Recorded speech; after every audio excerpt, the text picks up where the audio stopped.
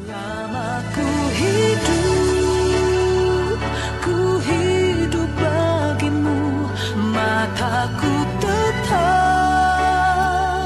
tetap memandangmu. Dunia tak bisa menjauhkanku dari kasihmu.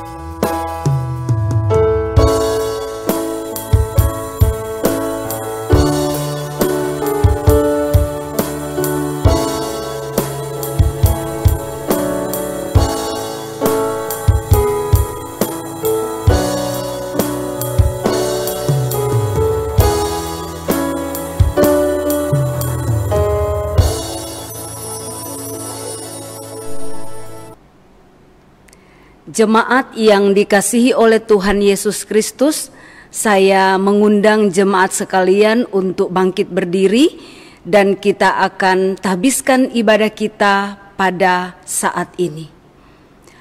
Pertolongan bagi kita datangnya dari Tuhan yang menjadikan langit dan bumi, yang memelihara kesetiaannya sampai selama-lamanya dan yang tidak pernah meninggalkan perbuatan tangannya. Turunlah atas saudara sekalian rahmat dan damai sejahtera dari Allah Bapa, dari Tuhan Yesus Kristus, dan dari Roh Kudus. Amin. Shalom, selamat pagi Bapak Ibu yang terkasih dalam Tuhan Yesus Kristus. Hari ini kita masuk dalam minggu pertama dari bulan yang terakhir di tahun 2020. Tanpa terasa kita akan segera mengakhiri tahun 2020 dan masuk ke tahun baru 2021. Dan bulan Desember ini tentunya kita sangat bersuka cita untuk menyambut perayaan kelahiran Tuhan Yesus Kristus ke dunia ini. Meskipun di masa pandemi ini saya percaya tidak akan mengurangi sukacita dan pengharapan kita kepada Tuhan. Terpujilah Dia, karena Dia adalah Allah yang layak dipuji dan disembah. Mari Bapak Ibu kita naikkan pujian, layak dipuji disembah. Kiranya alam semesta melukiskan kebesaran Tuhan, bumi dan surga menyanyikan kemuliaan nama-Mu.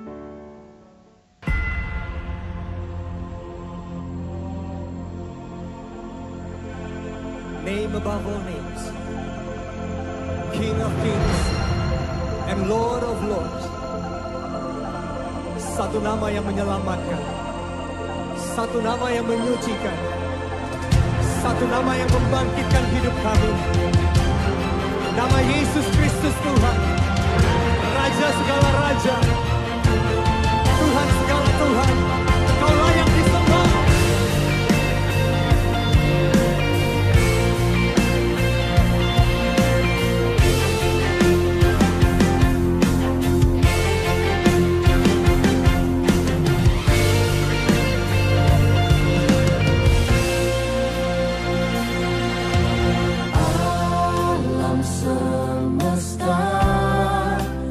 Melukiskan kebesaran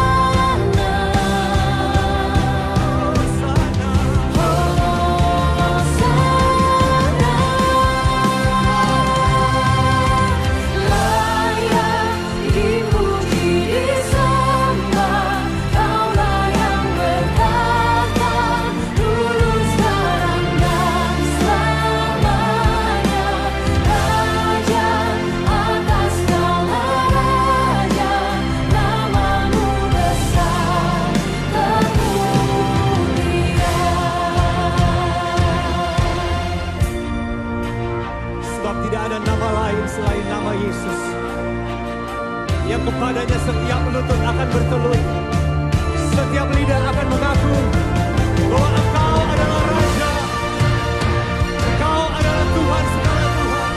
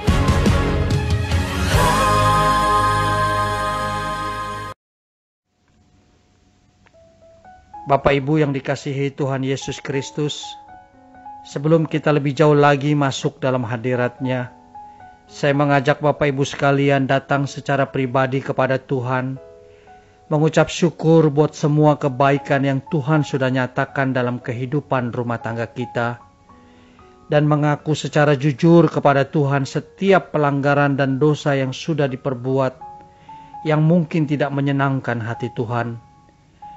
Mohon pengampunan kepada Tuhan agar kita benar-benar layak masuk dalam hadirat-Nya.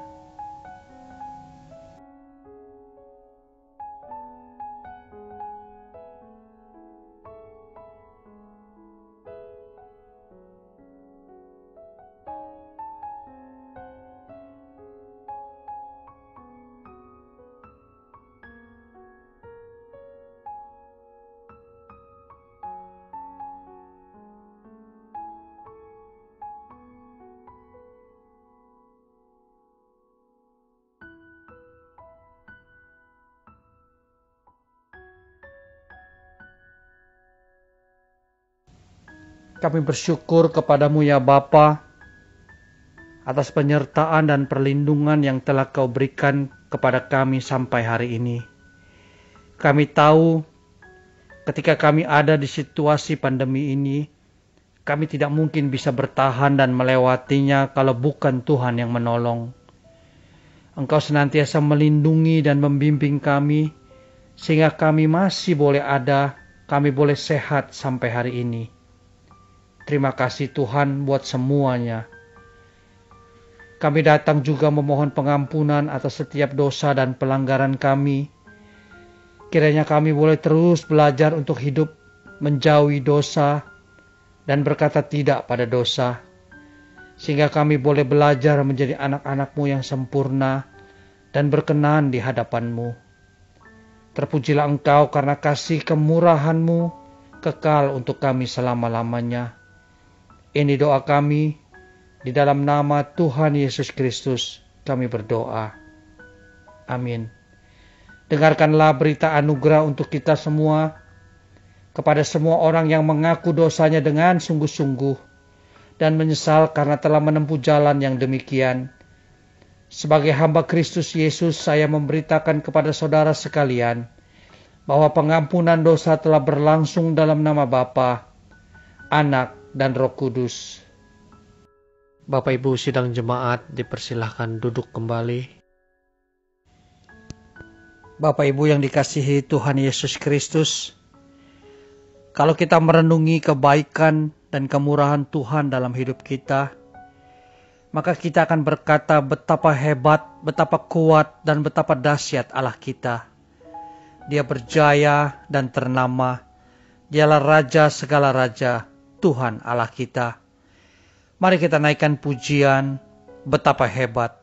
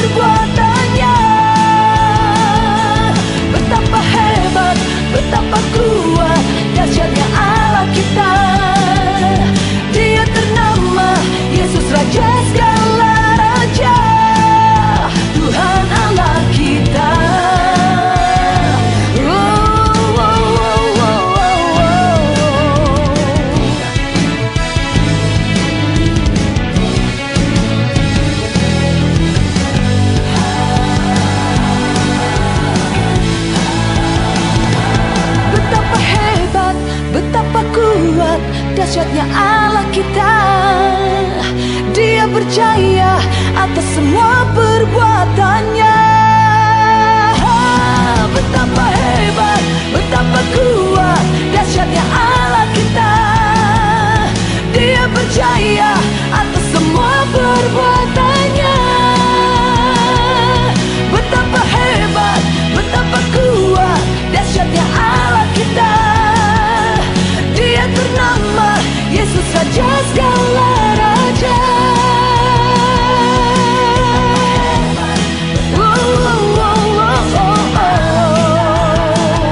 Dia berjaya atas semua perbuatannya. Betapa hebat, betapa kuat, dahsyatnya Allah kita. Dia ternama, Yesus Raja segala raja. Tuhan Allah kita.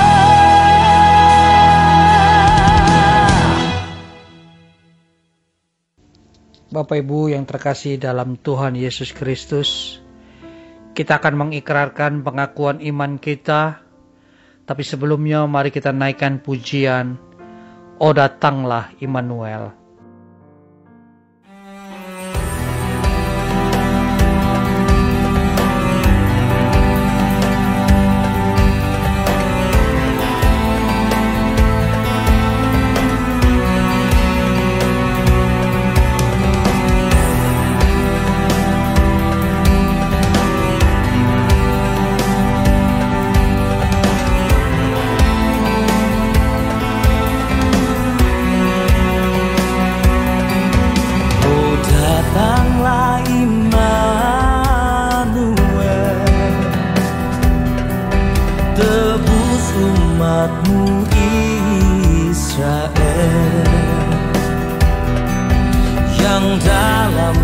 berkeluh kesah, menantikan penolongnya. Bersoraklah hai Israel, menyambut Sang Immanuel.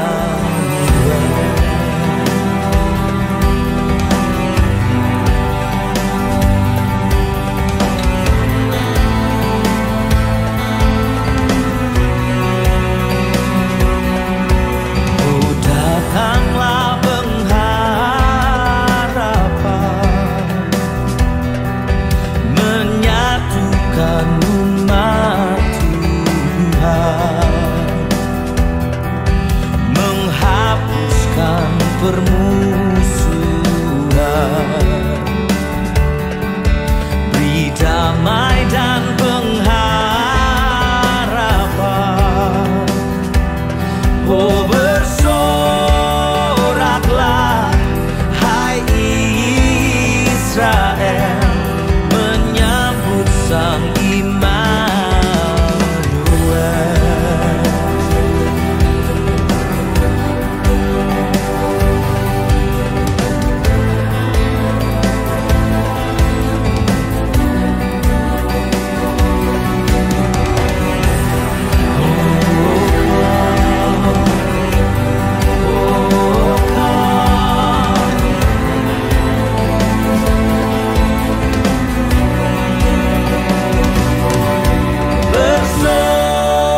Bersoraklah hai Israel, menyambut Sang Immanuel. Bersoraklah hai Israel, menyambut Sang Immanuel. Oh,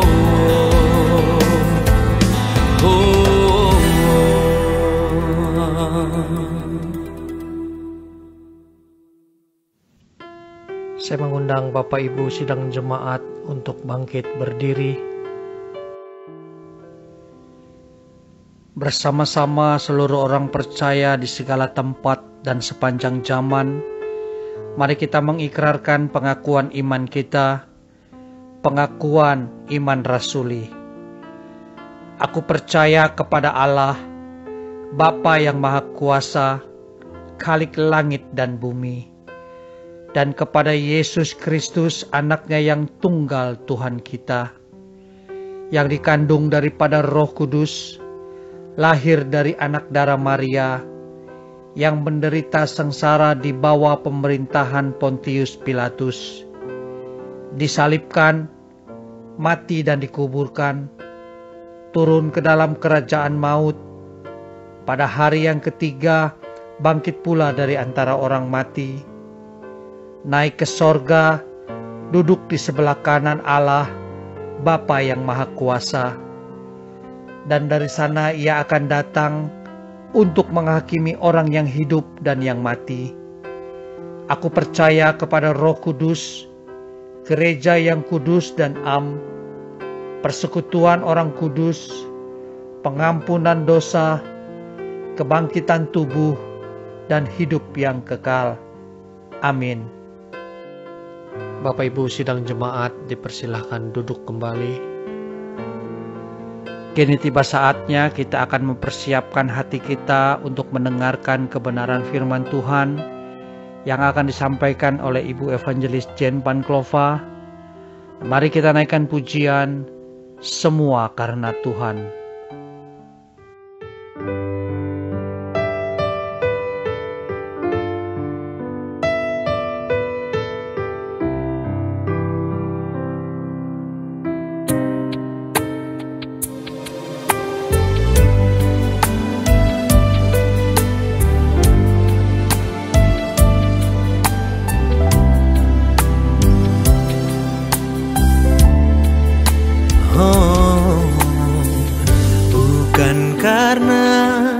Kebaikanku,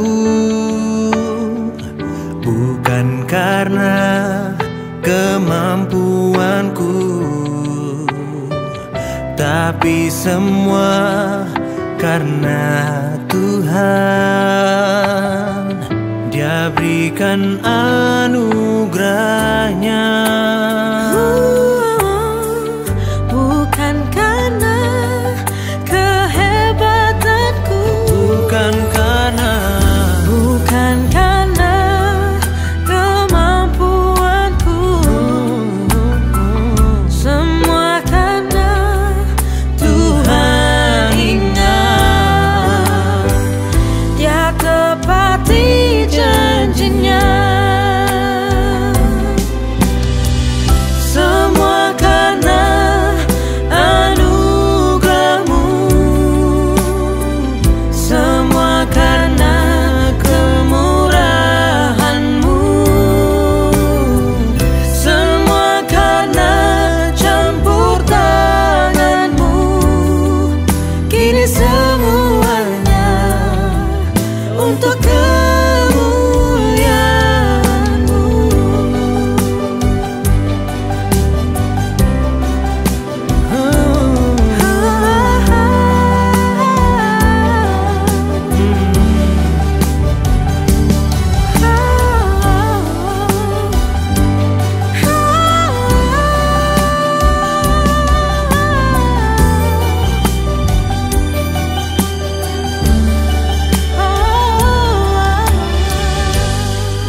semua karena Tuhan. Semua karena Tuhan. Semua karena Tuhan. Semua karena Tuhan. Semua karena Tuhan. Oh, karena Tuhan.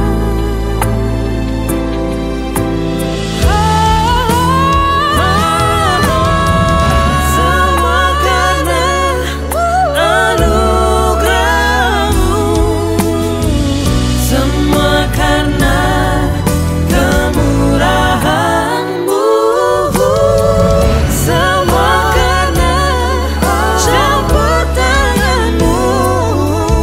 Kini semua untuk kemuliaan. Kini semuanya untuk kemuliaan-Mu.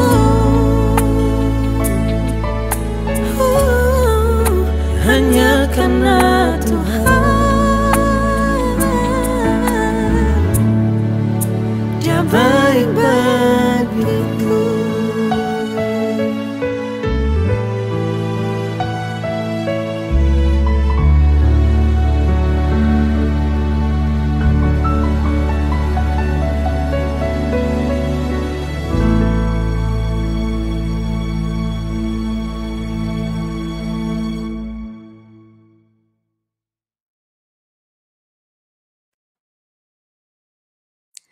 Jemaat kekasih Tuhan, mari kita siapkan hati kita untuk menyambut firman Tuhan dan kita serahkan hati kita kepada Tuhan melalui doa kepadanya. Mari kita berdoa. Bapa kami yang sangat baik, Allah yang kami puja, yang kami puji, yang kami sembah, yang kami kenal di dalam Kristus Yesus Tuhan dan Juru Selamat kami yang hidup. Saat ini Tuhan kami datang kepadamu.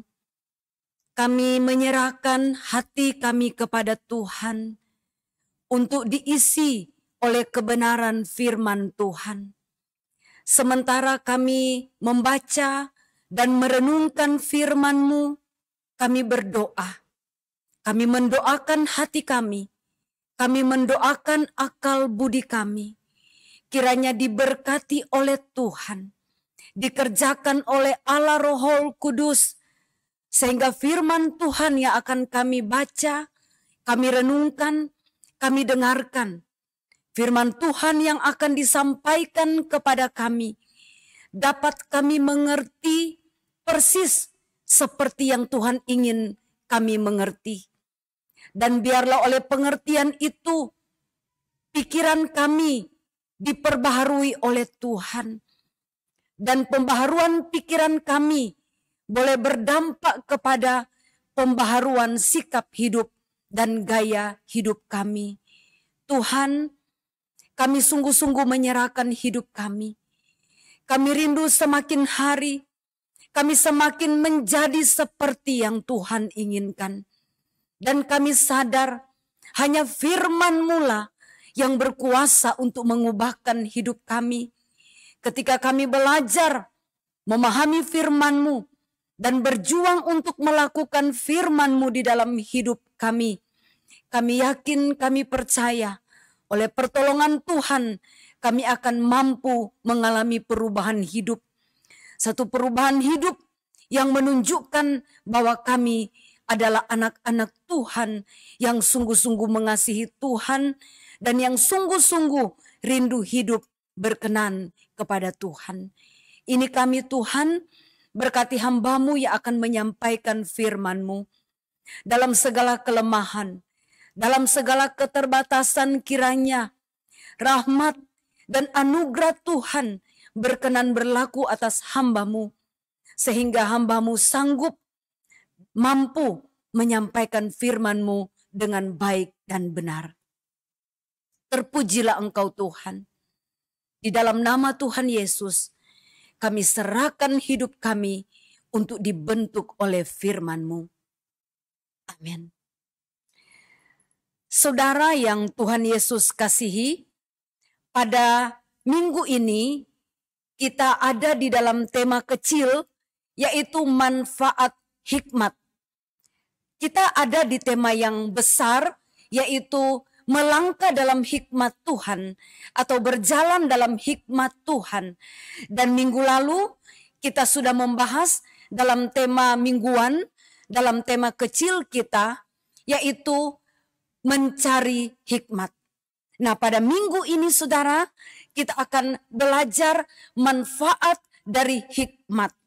Mari kita membuka Alkitab kita dari Amsal pasal 3 ayat pertama sampai dengan ayatnya yang ke-34 yang akan menjadi bagian perenungan kita pada minggu pagi ini. Tetapi saya hanya akan membaca pada ayatnya yang ke-5 sampai dengan ayatnya yang ke-15. Berkat dari hikmat, Amsal pasal 3 ayat 5 sampai 15. Demikian firman Tuhan.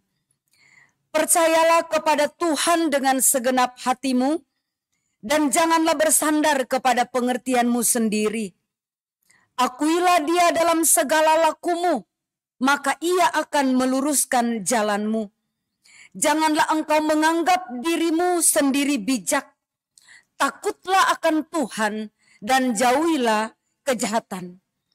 Itulah yang akan menyembuhkan tubuhmu dan menyegarkan tulang-tulangmu. Muliakanlah Tuhan dengan hartamu dan dengan hasil pertama dari segala penghasilanmu.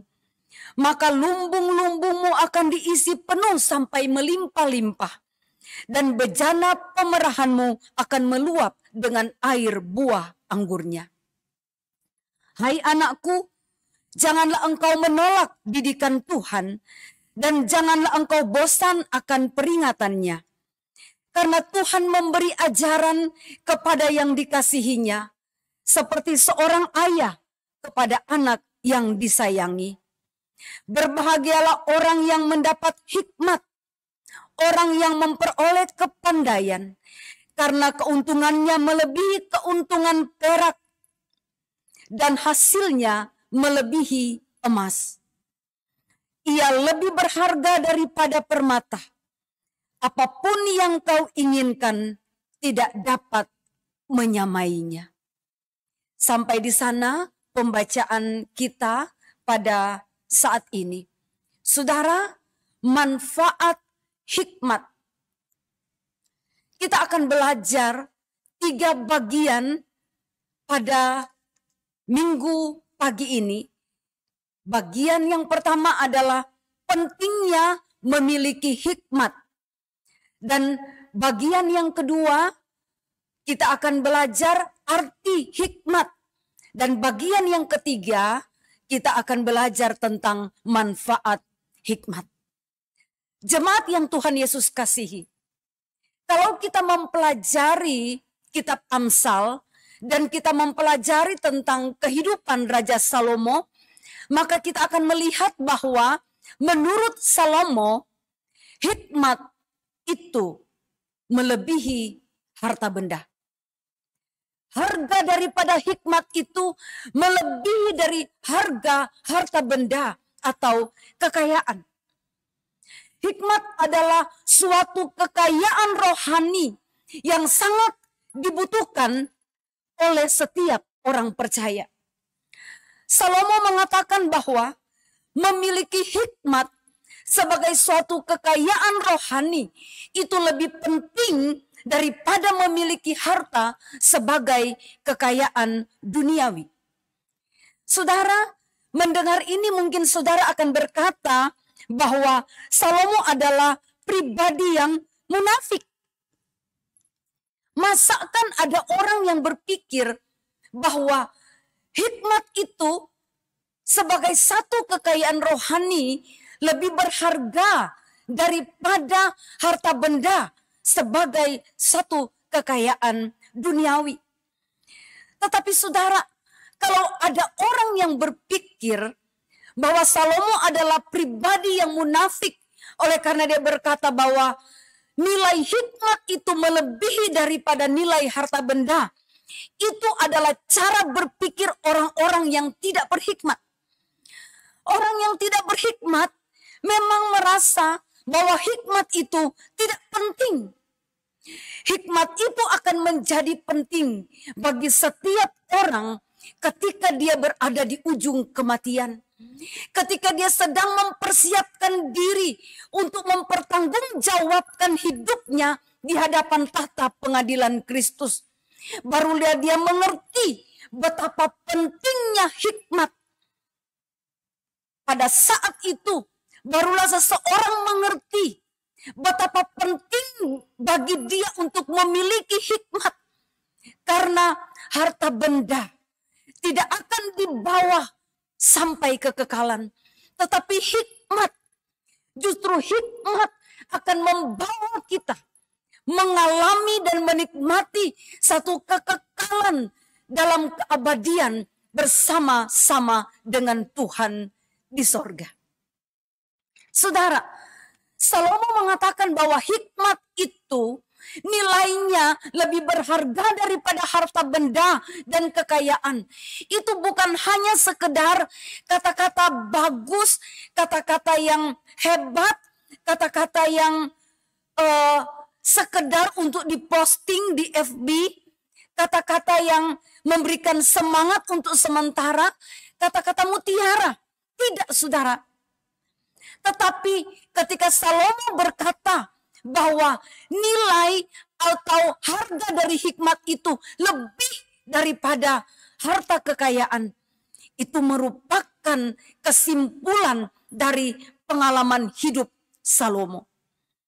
Saudara, Salomo tahu bahwa emas dan perak jika dibandingkan dengan hikmat itu tidak berarti apa-apa.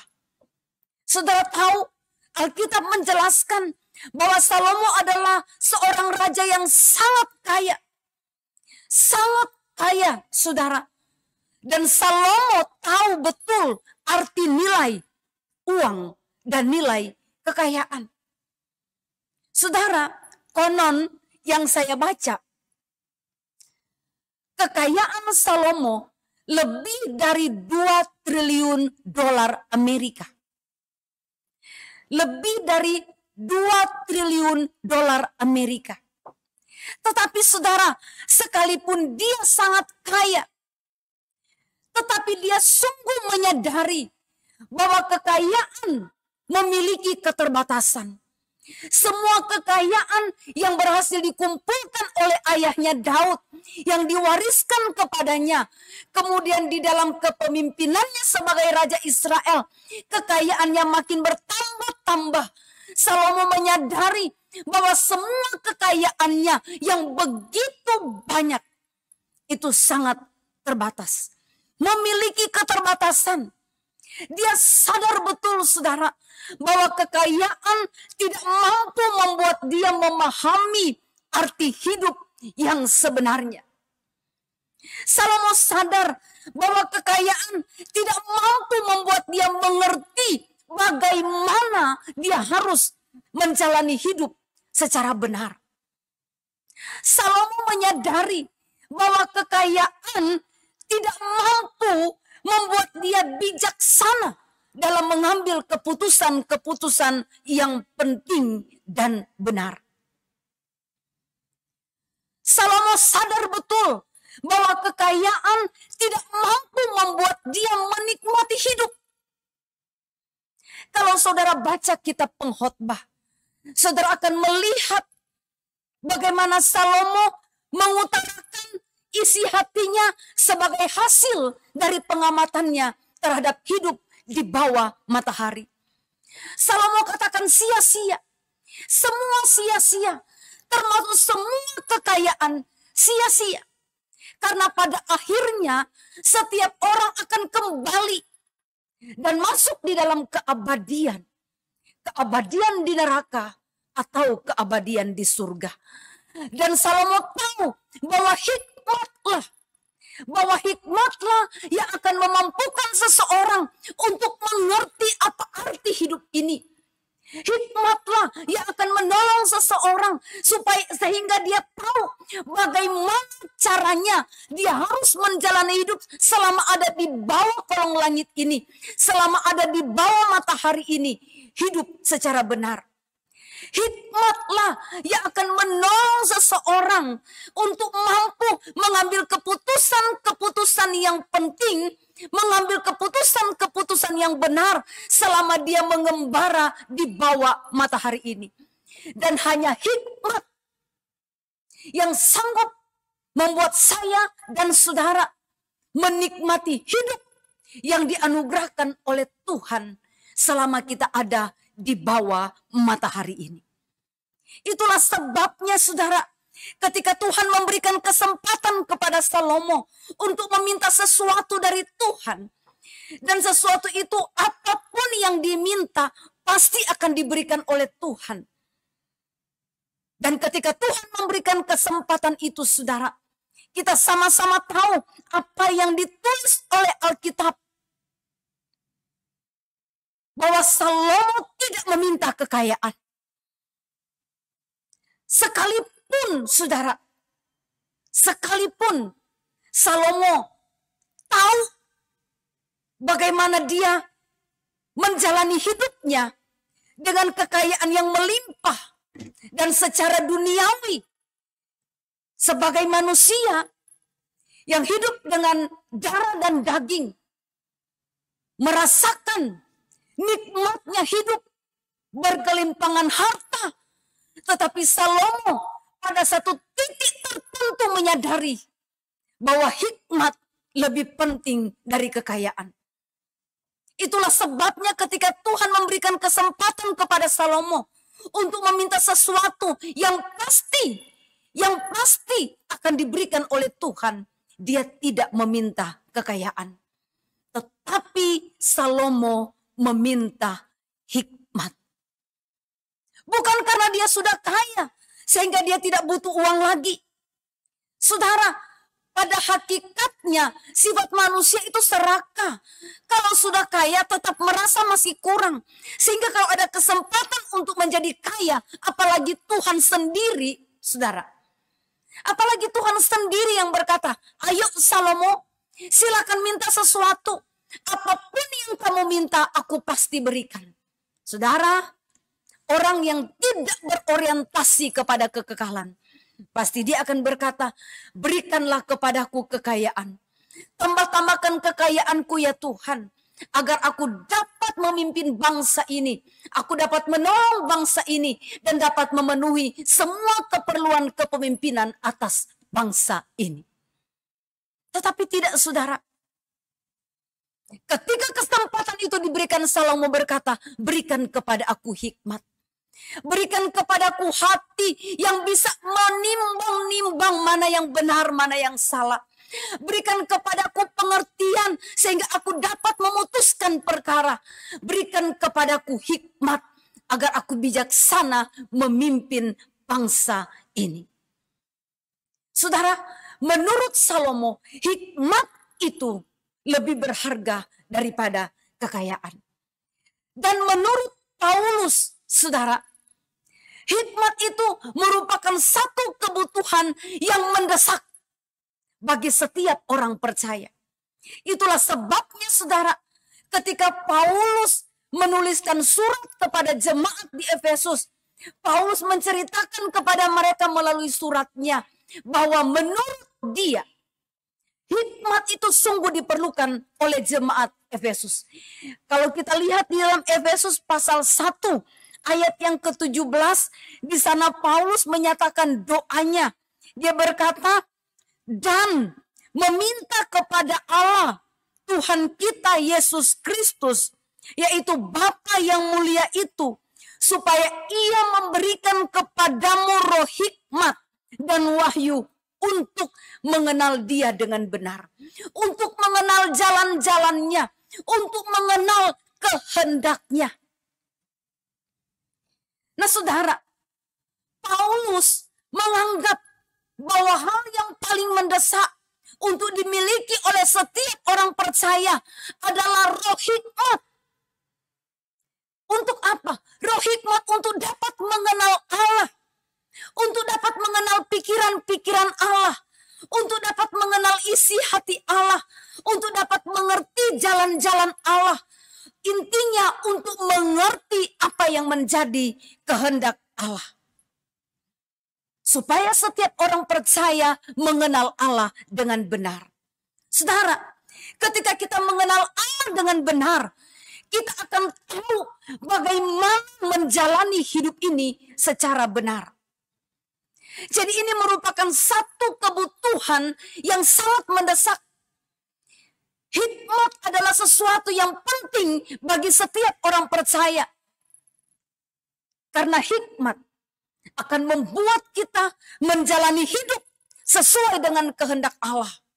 Dan itu akan membawa kita kepada kekekalan. Jadi saudara, Alkitab mengajarkan kepada kita betapa pentingnya bagi saya dan saudara untuk memiliki hikmat. Seharusnya saudara dan saya merindukan hikmat. Seperti kita merindukan kebahagiaan hidup yang penuh dengan kenyamanan. Seharusnya saya dan saudara mengejar hikmat. Seperti kita mengejar harta benda di dunia ini. Ketika mengejar harta benda di dunia ini, kita membanting tulang. Kita bekerja begitu keras, bahkan sampai kita mengabaikan banyak hal. Mengabaikan hal-hal yang terpenting di antara hal-hal yang penting. Mengabaikan keluarga, mengabaikan kesehatan, bahkan mengabaikan Tuhan. Hanya karena kita mengejar kekayaan. Sementara kekayaan dengan hikmat lebih berharga hikmat. Karena kekayaan hanya dapat berhenti di dunia ini. Tetapi hikmat akan terus bersama membawa kita ke dalam kekekalan. Jadi seharusnya kita mengejar hikmat sebagai sesuatu yang sangat penting dalam hidup kita. Seperti kita mengejar harta duniawi. Saudara yang Tuhan kasihi, orang yang berorientasi kepada dunia ini tentu akan menganggap bodoh melihat orang-orang mengejar hikmat. Tetapi saudara, pada satu titik tertentu, setiap orang pasti menyadari ketika dia sedang berhadapan dengan pengadilan Allah, betapa hikmat itu merupakan kebutuhan yang paling mendesak dan lebih penting dari emas, perak, dan kekayaan. Saudara yang Tuhan kasihi, mari kita belajar apa arti hikmat. Saya tahu bahwa beberapa minggu ini sudah sering disampaikan. Tetapi saya ingin mereview sedikit tentang hikmat. Supaya kita bisa masuk di dalam poin yang ketiga yang paling penting yang merupakan tema kita, yaitu manfaat hikmat. Ibrani, bahasa Ibrani, kata Ibrani untuk hikmat adalah kokmah, yang berarti satu keterampilan, satu keahlian, satu ketajaman pikiran, satu kelihayan, satu kepandaian, satu kemahiran. Ya, jadi sebenarnya kalau disimpulkan secara sederhana, kata kokma ini adalah menjelaskan bahwa kokma atau hikmat adalah satu kelihayan atau satu keahlian di dalam menggunakan akal budi. Ya, jadi hikmat adalah satu kelihayan atau satu keahlian dalam menggunakan akal budi menjalani semua situasi hidup. Nah, kata hikmat di dalam bahasa Yunani atau Perjanjian Baru, istilah yang digunakan adalah Sophia. Sophia artinya bijaksana atau mencintai hikmat. Jadi Sophia ini merupakan salah satu bagian dari hikmat. Ya, saudara, dalam konteks tradisi Yunani, hikmat selalu dikaitkan dengan keberadaan Allah, eksistensi Allah, karakter Allah, sifat-sifat Allah, karya Allah, dan segala sesuatu tentang Allah. Hikmat juga dikaitkan dengan eksistensi manusia. Hikmat juga dikaitkan dengan eksistensi alam semesta. Dan hikmat juga dikaitkan dengan eksistensi tentang dosa. Nah, kalau saudara melihat di dalam kitab Amsal, kalau kita membaca kitab Amsal, kita akan melihat bahwa apa yang menjadi tradisi dari orang Yunani itu betul. Kenapa? Karena di dalam kitab Amsal kita melihat bahwa di sana mengajarkan kepada kita bagaimana kita menjalani hidup dalam relasi kita dengan Allah, bagaimana kita menjalani hidup dalam relasi kita dengan sesama, bagaimana kita menjalani hidup di alam semesta ini berkaitan dengan sifat dosa. Nah, saudara, kesimpulan dari kata hikmat yang kita pelajari, kata hikmat ini adalah saat kita memahami siapa Allah. Kata hikmat ini berkaitan dengan ketika kita memahami siapa Allah, siapa diri kita, bagaimana alam semesta ini, dan intervensi dosa di dalam semesta ini dan di dalam kehidupan kita. Jadi saudara, orang yang berhikmat adalah orang yang berjalan di dalam kehendak Allah.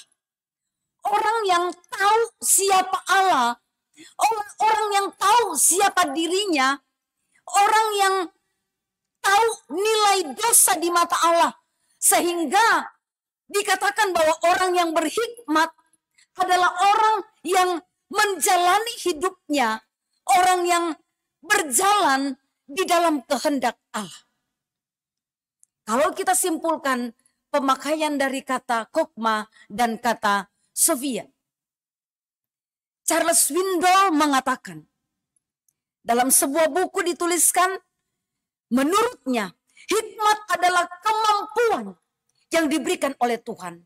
Ya, karena memang hikmat itu sumbernya adalah dari Tuhan. Itulah sebabnya minggu lalu Bapak Pendeta Farid menyampaikan firman Tuhan bahwa Tuhan adalah sumber hikmat.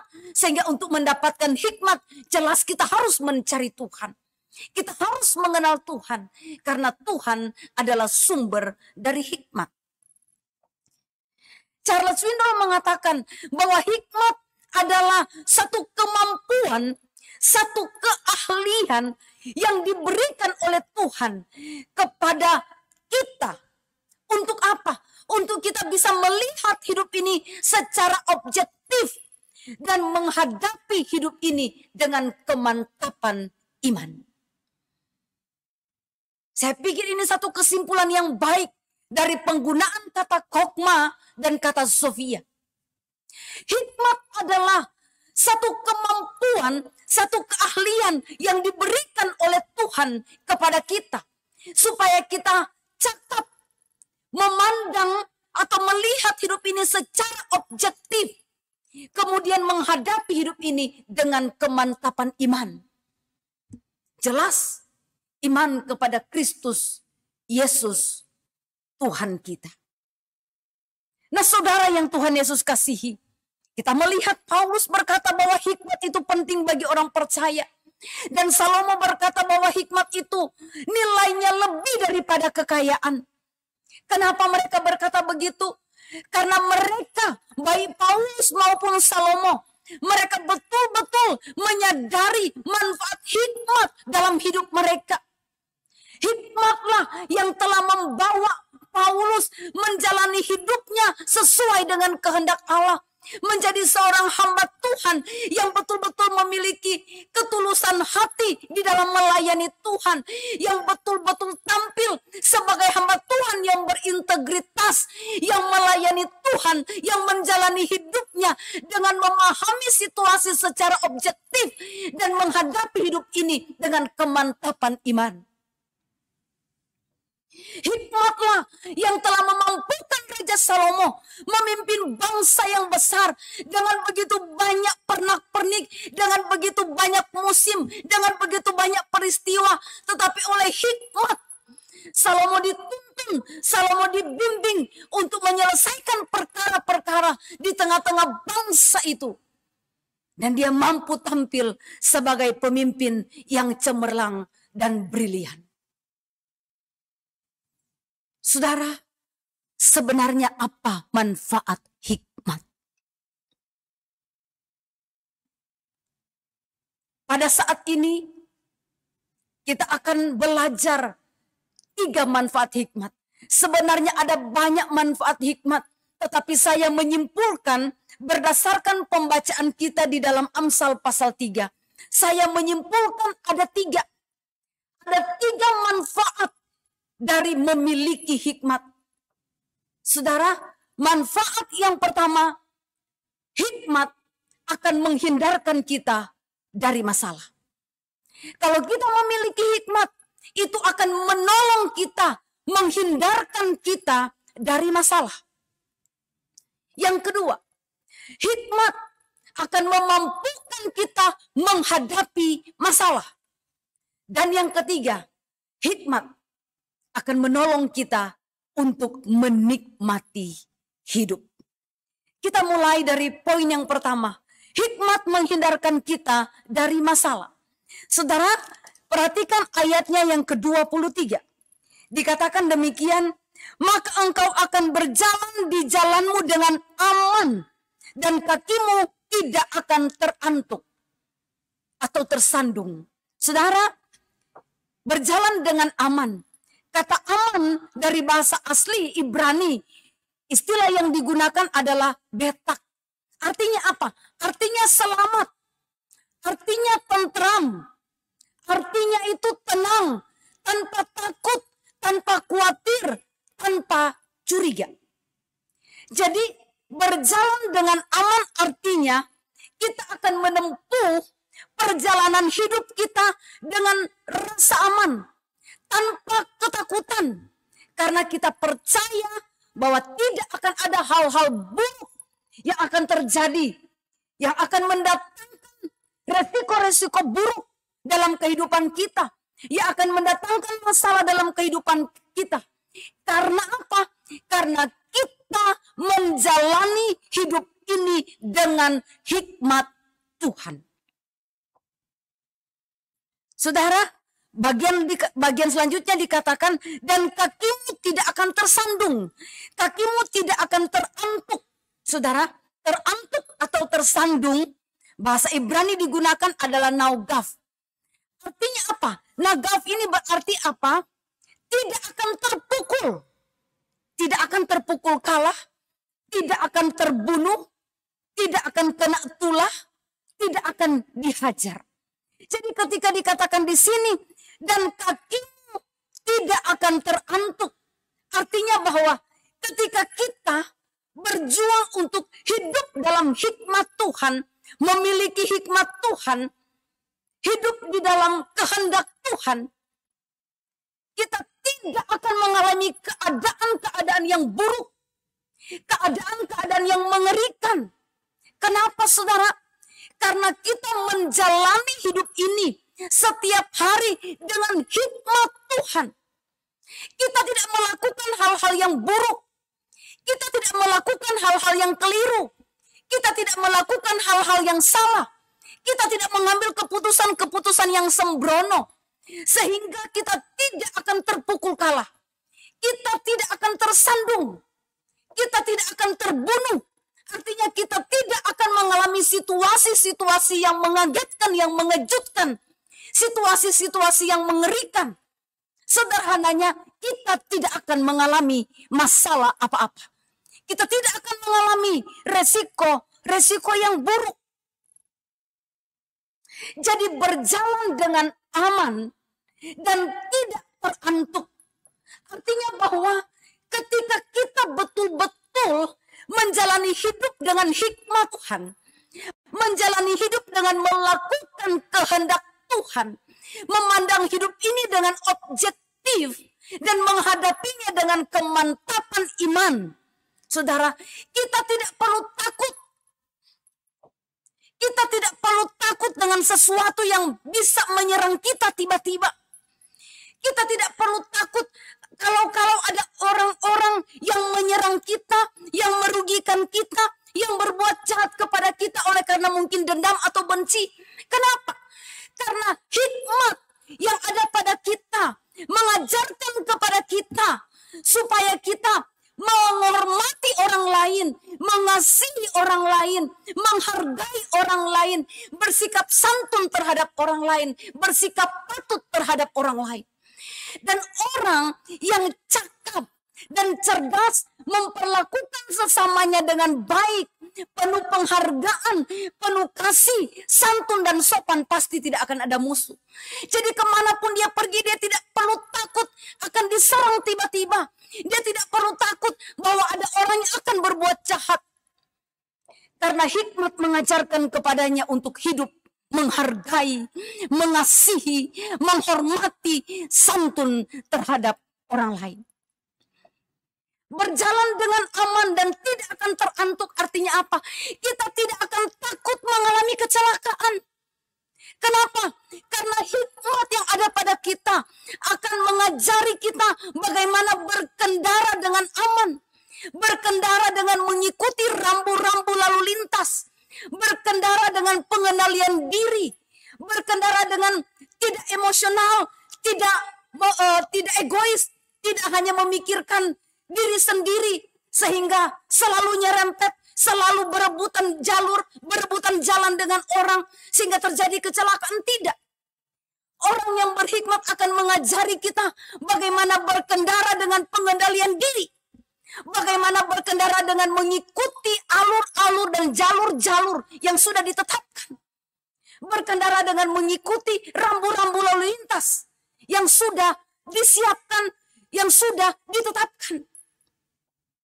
Sehingga ketika kita ada dalam perjalanan, kita tidak akan takut. Kita aman.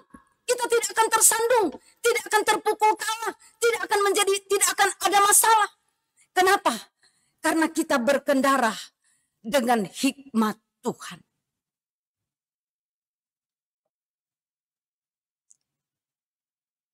Kita akan berjalan dengan aman. Kaki kita tidak akan terantuk atau tersandung. Artinya apa? Kita tidak akan merasa khawatir terhadap keadaan yang berbahaya. Kenapa? Karena hikmat akan mengajarkan kepada kita bagaimana bersikap dan bertindak hati-hati, penuh waspada dalam berbagai situasi. Sehingga ketika kita menjalani hidup ini, kita tidak takut bahaya. Kenapa? Karena hikmat itu telah menolong kita untuk menjalani hidup dengan hati-hati, dengan waspada, dengan berawas-awas.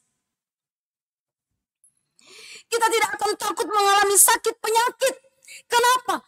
Karena orang yang punya hikmat, orang yang memiliki hikmat, hikmat itu akan mengajari dia bagaimana dia menghargai anugerah Allah atas tubuh yang dipinjamkan oleh Tuhan. Sehingga dia akan mengelola tubuhnya sedemikian rupa. Dia akan berolahraga dengan teratur. Dia akan mengkonsumsi makanan secara benar, porsi yang benar, makanan-makanan yang baik, yang sehat, yang mendatangkan kebaikan bagi kebugaran tubuh. Dia pasti tahu mana waktu bekerja, mana waktu beristirahat. Sehingga cukup untuk istirahat. Jelas dia tidak akan takut kepada sakit penyakit. Karena dia telah secara serius oleh hikmat Allah. Dia mengelola dan memperlakukan tubuhnya dengan hikmat Tuhan. Kita tidak akan takut kepada COVID-19. Kenapa? Karena hikmat yang ada pada kita menolong kita untuk betul-betul menjalankan protokol kesehatan secara ketat dan disiplin. Kalau kita sudah melakukannya dengan baik, tetapi pada akhirnya kita terkena, kita tahu bahwa semua situasi hidup dikendalikan oleh Tuhan. Barangkali Tuhan punya rencana lain untuk saya dan saudara. Kita tidak akan takut mengalami bangkrut atau kerugian. Kenapa? Karena hikmat akan mengajari kita bagaimana mengelola usaha kita dengan baik. Bagaimana mengelola keuangan kita. Bagaimana mengambil keputusan-keputusan bisnis yang tepat dan benar. Akan menolong kita untuk mengendalikan diri dari keputusan-keputusan yang akan merugikan usaha kita. Hikmat akan menolong kita bagaimana kita mengurus usaha kita. Bagaimana kita mengelolanya, bagaimana kita menatanya, bagaimana kita memajukannya, bagaimana kita mengaturnya. Sehingga kita tidak perlu takut bangkrut atau mengalami kerugian. Orang yang berhikmat, dia tidak takut akan mengalami kegagalan. Kenapa? Karena hikmat akan mengajarkan kepadanya untuk berjuang semaksimal mungkin. Untuk bekerja dengan cara-cara yang tepat, dengan cara-cara yang benar. Kalau mengalami kegagalan, pasti ada rencana Tuhan. Nah, inilah saudara yang dimaksudkan bahwa manfaat dari hikmat adalah menolong kita, menghindarkan kita dari masalah. Kenapa? Karena kadang-kadang masalah tidak perlu terjadi, tetapi orang yang tidak punya hikmat mencari-cari masalah. Mengambil keputusan yang keliru sehingga terjadi masalah. Karena tidak punya pertimbangan, karena tidak melakukan kehendak Allah, muncul masalah. Tetapi orang yang berhikmat, orang yang melihat hidup ini secara objektif dari sisi firman Allah, dan menghadapi hidup ini dengan kemantapan iman, dia pasti akan terhindar dari masalah-masalah yang memang tidak perlu terjadi. Dikatakan, maka engkau akan berjalan di jalanmu dengan aman dan kakimu tidak akan terantuk. Saudara, manfaat yang kedua ketika kita memiliki hikmat adalah hikmat akan memampukan kita menghadapi masalah. Ayat yang ke-25 dan 26. Janganlah takut kepada kekejutan yang tiba-tiba, atau kepada kebinasaan orang fasik bila itu datang. Karena Tuhan yang akan menjadi sandaranmu dan akan menghindarkan kakimu dari jerat. Saudara, istilah kekejutan pada ayat yang ke-25, istilah Ibraninya adalah pitom, terror of suddenness. Ya, terror of suddenness. Artinya satu teror yang datang secara tiba-tiba. Sesuatu yang mendatangkan ketakutan, sesuatu yang mendatangkan kengerian secara tiba-tiba. Dan itu sangat mengejutkan. Itu arti kata pitom. Nah saudara, dikatakan bahwa jangan engkau takut kepada sesuatu, kepada teror, kepada sesuatu yang mengerikan, yang mungkin datang tiba-tiba dan membuat engkau terkejut. Saudara, ketika itu datang orang yang punya hikmat. Kalau kita punya hikmat, kita tidak akan tergoncang ketika sesuatu yang mengerikan dan menakutkan datang menghampiri kita. Kita tidak akan tergoncang ketika satu masalah datang kepada kita. Mengapa? Karena orang yang berjalan dalam hikmat Tuhan, Tuhan sendiri yang akan menjadi sandarannya. Perhatikan bagian selanjutnya. Karena Tuhanlah yang akan menjadi sandaranmu. Sandaran. Dari kata Ibrani kasal, kemudian dia berubah stem menjadi kisleka. Ya saudara, yang artinya bahwa Tuhan menjadi sandaran. Artinya yang lebih spesifik lagi adalah Tuhan mendampingi. Jadi kata kasal yang berubah stem menjadi kisleka, artinya bahwa Tuhan akan mendampingi kita ketika kekejutan itu datang tiba-tiba. Ketika teror itu datang membuat kita ketakutan dan merasa ngeri. Firman Tuhan katakan gak usah takut karena Tuhan mendampingi. Lalu dikatakan bahwa dan akan menghindarkan kakimu dari jerat. Menghindarkan kakimu, menghindarkan hidup kita sebenarnya. Ya, kata yang digunakan di situ adalah regel. Regel itu kaki, tetapi berubah stemnya menjadi ragleka, menjadi kata kerja. Begitu ya, yang akan menghindarkan. Yang akan menghindarkan kaki kita. Jadi Tuhan yang akan menuntun, ya, Tuhan yang akan menuntun kita sehingga kaki kita tidak masuk ke dalam jerat. Jerat kata yang digunakan adalah lakat, artinya penangkap. Jadi kita tidak akan tertangkap dalam satu situasi yang buruk. Begitu satu situasi yang buruk itu terjadi, kita tidak akan mati karenanya. Kita tidak akan menjadi terpuruk karenanya. Kenapa saudara? Karena Tuhan mendampingi kita. Dan Tuhan akan menolong kita menghadapi saat kita tertangkap. Saat kita diperhadapkan dengan masalah. Jadi sandaran artinya Tuhan akan memimpin kita. Dia akan menuntun kita. Dia akan mengajarkan kepada saya dan saudara ketika kita ada dalam masalah. Sehingga kita tahu apa yang harus kita lakukan. Kita tahu apa yang tidak harus kita lakukan. Saudara, dunia sekarang ini penuh dengan kekejutan. Bukan surprise. Biasanya surprise itu konotasinya sesuatu yang menyenangkan. Tetapi kekejutan dalam hal ini berkaitan dengan konteks kita. Yaitu satu peristiwa yang buruk. Satu peristiwa yang menekan. Yang membuat kita takut. Yang membuat kita merasa khawatir, tertekan, menderita stres. Saudara yang dikasih oleh Tuhan. Akhir-akhir ini juga banyak hal yang menjadi kekejutan bagi kita. Pembunuhan yang sadis, itu satu kekejutan. Bencana alam yang dahsyat yang merenggut banyak jiwa. Penyakit yang mematikan seperti COVID-19 ini. Tindak kejahatan yang menghebohkan. Yang kalau kita nalar, kayaknya kok tidak masuk akal. Bahwa ada seorang manusia memperlakukan manusia lain begitu kejam. Kematian yang tiba-tiba tanpa tanda-tanda itu mengejutkan. Peristiwa yang terlalu dahsyat, terlalu sukar untuk diterima itu mengejutkan. Masalah yang terasa begitu berat dan kita tidak sanggup untuk menghadapinya, itu mengejutkan. Dan kita memang tidak bisa menolak kalau masalah itu mau datang. Kita tidak punya kuasa untuk menolak. Tetapi kalau saudara dan saya adalah orang yang memiliki hikmat, saudara, yang berjuang untuk hidup sesuai dengan kehendak Allah, kita pasti sanggup menghadapi masalah dan situasi yang mengejutkan itu. Apapun masalah itu. Masalah-masalah itu tidak akan membuat kita tergoncang.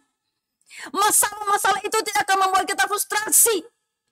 Masalah-masalah itu tidak akan membuat kita patah semangat. Kenapa? Karena ketika kita menghadapi masalah itu, Tuhan berkata dalam firman-Nya bahwa Dia akan mendampingi kita di masa-masa yang sulit itu. Sehingga apa? Sehingga kita mampu menghadapinya. Tuhan mendampingi. Tuhan menyertai kita.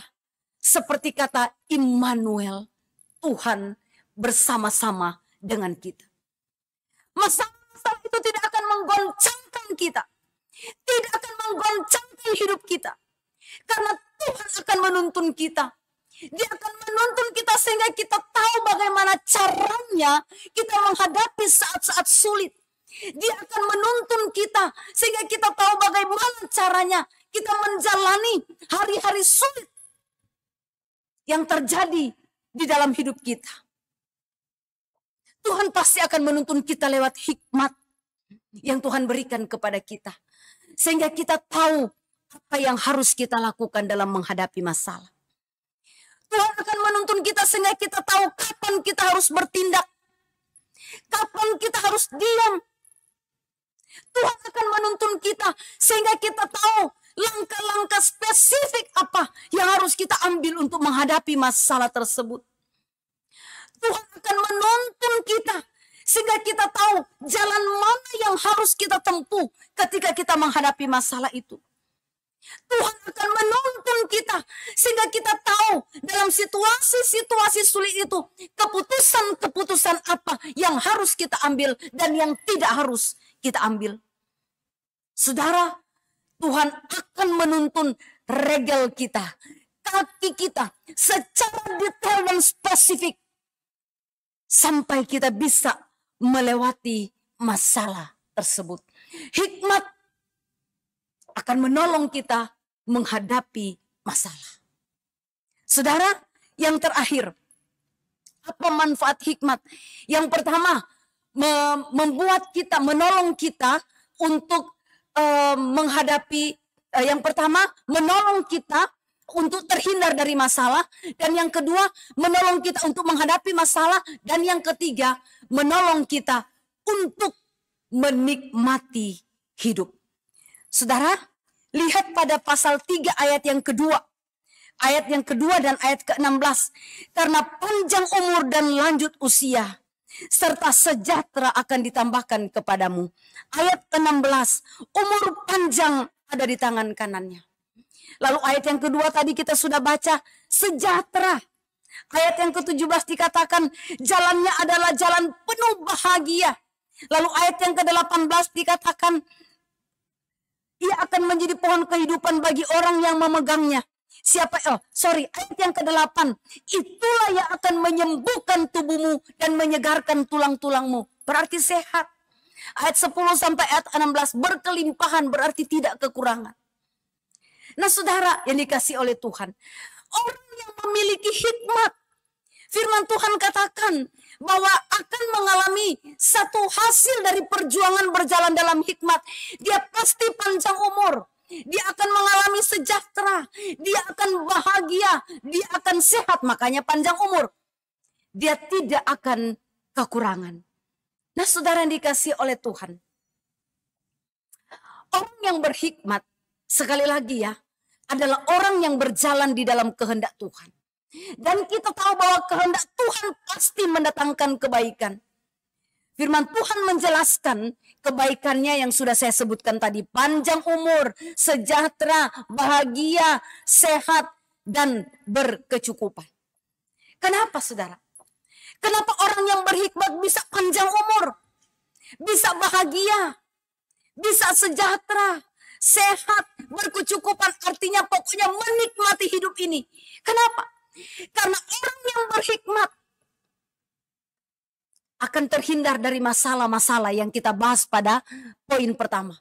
Sehingga dia tidak stres, tidak tertekan, tidak tergoncang, tidak perlu menangisi situasi hidup. Kenapa? Karena memang dia cakap menghadapi masalah dan dia terhindar dari masalah-masalah yang tidak perlu terjadi karena dia berjalan di dalam kehendak Tuhan. Ya jelas aja, tidak stres, tidak tertekan.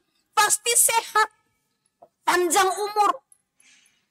Orang yang berhikmat, dia akan mampu menghadapi masalah-masalah. Itulah sebabnya dia tenang. Itulah sebabnya dia bisa menikmati hidupnya. Dia tidak tergoncang sekali lagi. Dia tidak akan takut. Dia tidak akan khawatir. Kalaupun dia menghadapi masalah yang mengejutkan, Tuhan mendampingi. Tuhan akan menuntun. Orang yang berhikmat, dia tahu bagaimana cara menghargai tubuhnya. Seperti saya katakan tadi. Dia pasti akan berolahraga dengan teratur. Dia pasti akan melihat apa yang boleh dikonsumsi dan yang tidak boleh.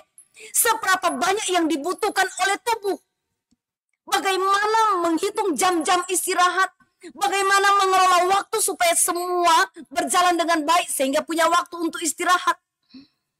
Dia tahu kapan bekerja, kapan berhenti. Jelas pasti sehat, panjang umur.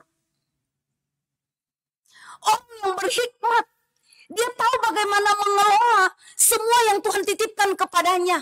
Harta, kekayaan, rumah, mobil, usaha, keluarga. Dia pasti tahu karena Tuhan menuntun. Dari firman Tuhan diajarkan bagaimana cara mengelola uang. Jangan menjadikan uang sebagai tuan, tetapi kitalah tuan yang harus mengendalikan uang. Orang yang berhikmat tahu mengelola keuangannya. Dia tahu mengelola apa yang Tuhan titipkan kepadanya untuk dia nikmati. Untuk dia bagikan kepada orang lain. Dan apa yang menjadi bagian Tuhan diberikan. Sehingga betul-betul hidup ini nikmat. Orang yang tidak berhikmat pasti berpikir. Kekayaan yang dititipkan oleh Tuhan. Sesuatu yang dititipkan oleh Tuhan adalah untuk dia. Makanya menjadi serakah. Menjadi pelit. Tidak pernah tersentuh dengan orang di tengah-tengah situasi COVID-19 di mana banyak orang tidak bisa makan. Tidak, kenapa? Dia tidak punya hikmat. Dia tidak tahu bagaimana melakukan kehendak Allah. Dia tidak tahu bagaimana melakukan firman Allah. Melakukan isi hati Allah. Dia tidak tahu memilih mana untuk dirinya, mana untuk Tuhan, dan mana untuk sesama. Tidak. Tetapi orang yang memiliki hikmat, orang yang berjalan di dalam kehendak Allah, dia pasti pegang firman Allah. Berilah, maka kamu akan diberi. Apa yang ada padamu nikmati. Saudara, orang yang seperti ini pasti bahagia. Dia pasti bisa menikmati hidupnya. Itulah sebabnya dikatakan manfaat hikmat yang ketiga. Membuat kita menikmati hidup. Menikmati hidup, sungguh-sungguh menikmati hidup. Mari saudara kekasih di dalam Tuhan. Taruh dalam hatimu, taruh dalam pikiranmu. Bahwa hikmat itu lebih berharga dari kekayaan. Memiliki hikmat itu cukup. Karena dengan hikmat kita tahu menjalani tahun-tahun hidup selama kita ada di bawah matahari. Dengan memiliki hikmat, kita akan memandang hidup ini secara objektif. Dan menghadapi hidup ini dengan kemantapan iman. Sampai pada akhirnya kita menghadap tatap pengadilan Kristus dengan cemerlang. Dan masuk dalam kekekalan bersama dengan Bapa di sorga. Kejarlah hikmat seperti engkau mengejar harta benda duniawi. Kejarlah hikmat seperti engkau mengejar sesuatu yang sangat berharga. Kiranya Tuhan menjamah hati kita. Kiranya Tuhan menjamah akal budi kita untuk mengerti betapa pentingnya kita hidup di dalam hikmat Tuhan. Doa saya, semua jemaat yang mendengarkan firman Tuhan ini betul-betul mencintai hikmat, mengejar hikmat, dan hidup di dalam kehendak Tuhan. Amin. Mari kita berdoa. Bapa yang kekal dan kudus, Bapa di dalam Kristus Yesus, Tuhan sumber segala hikmat. Kami berterima kasih karena Engkau berkenan menyingkapkan rahasia firman-Mu, bahwa ada manfaat dari hikmat. Hikmat akan menolong kami, menghindarkan kami dari masalah. Hikmat akan menolong kami menghadapi setiap masalah. Dan hikmat akan membuat kami mampu menikmati hidup yang Tuhan anugerahkan kepada kami di bawah matahari ini. Tuhan berkati semua telinga dan hati yang telah mendengar. Bukan hanya sekedar mendengar, tapi sungguh-sungguh mencerna di dalam akal budi mereka. Sehingga betul-betul mengerti dan memahami betapa pentingnya memiliki hikmat. Betapa pentingnya menjalani hidup ini di dalam kehendak Tuhan. Dan kehendak Tuhan pasti mendatangkan kebaikan bagi kami. Tuhan, tolong berikan pengertian secara spesifik dalam kehidupan umat-Mu, Tuhan. Supaya masing-masing kami mengerti maksud firman-Mu bagi kehidupan kami secara pribadi, keluarga, dan rumah tangga kami. Mampukan kami Tuhan untuk berjalan di dalam hikmat Tuhan. Mampukan kami untuk menjadi orang Kristen yang berkomitmen tinggi untuk hidup di dalam kehendak Tuhan. Dan biarlah kami memetik hasil dari hidup berhikmat. Seperti yang dijanjikan oleh firman Tuhan. Bapa yang ada di dalam surga, hamba berdoa dan menyerahkan semua jemaat-Mu ke dalam tangan Tuhan. Jemaat-Mu yang mengalami sakit penyakit. Entahkah mereka ada di rumah-rumah sakit. Ataukah mereka ada di rumah mereka masing-masing. Tuhan, kami berdoa. Berkenan Tuhan melawat satu demi satu. Berkenan Tuhan menjamah dengan tangan-Mu yang menyembuhkan berbagai macam penyakit. Tangan-Mu yang telah membangkitkan orang-orang mati. Tangan-Mu yang telah melakukan berbagai macam mujizat. Tangan yang sama menjamah saudara-saudari kami. Memberikan kesehatan, memberikan kesembuhan di dalam nama Tuhan Yesus. Kami berdoa bagi semua jemaat-Mu yang mengalami keadaan-keadaan yang sulit selama masa pandemi ini. Tuhan, Engkau yang lebih tahu keadaan umat-Mu secara detail. Kami berdoa Tuhan, Engkau menolong. Biarlah Engkau menjadi sandaran yang mendampingi umat-Mu. Yang memberikan tuntunan kepada umat-Mu. Sehingga umat-Mu ketika menghadapi keadaan-keadaan yang sulit, mereka tahu bagaimana menghadapi keadaan yang sulit ini. Mereka tahu apa yang harus mereka lakukan, apa yang tidak harus mereka lakukan, keputusan-keputusan apa yang harus mereka ambil, sehingga mereka semua cakap menghadapi masalah. Tuhan, kami berdoa, yang berduka, yang bersedih, tolong Tuhan hiburkan. Yang berkekurangan, tolong Tuhan cukupi. Yang sedang berjuang untuk hidup benar dan berkenan kepadamu, topang ya Tuhan.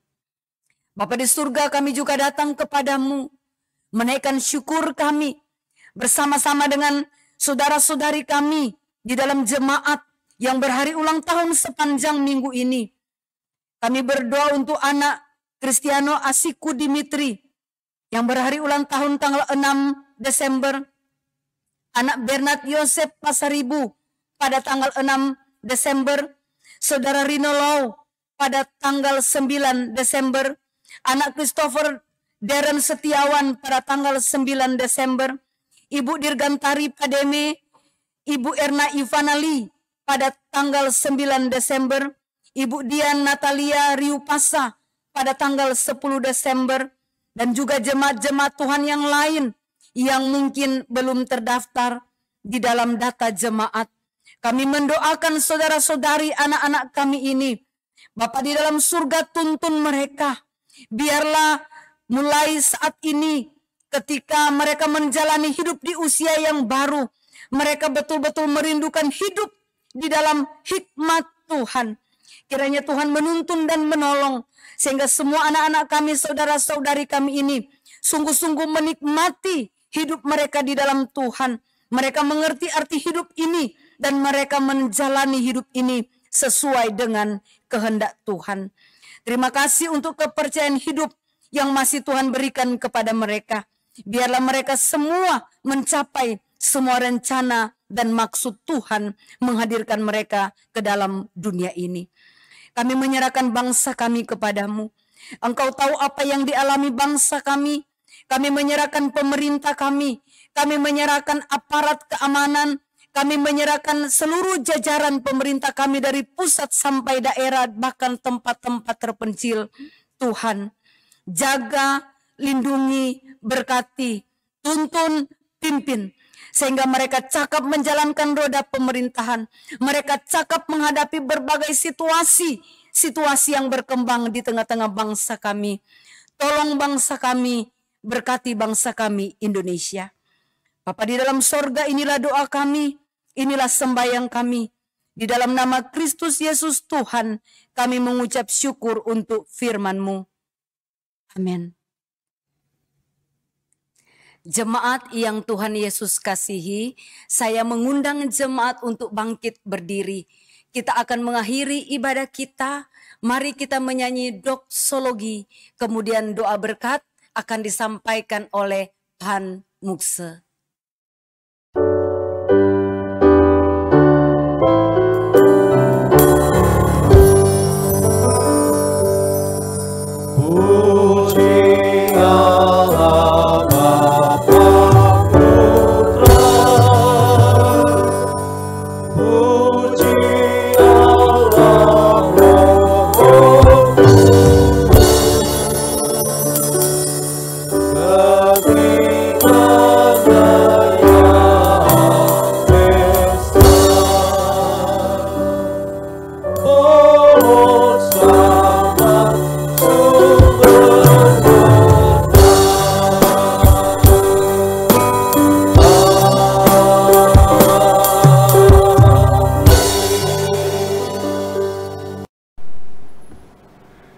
Jemaat, arahkanlah hatimu kepada Tuhan, dan dengan ucapan syukur dan iman yang teguh, terimalah berkat Tuhan. Semoga Allah damai sejahtera menguduskan kamu seluruhnya, dan semoga roh, jiwa, dan tubuhmu terpelihara sempurna dengan tak bercacat pada kedatangan Yesus Kristus Tuhan kita. Amin.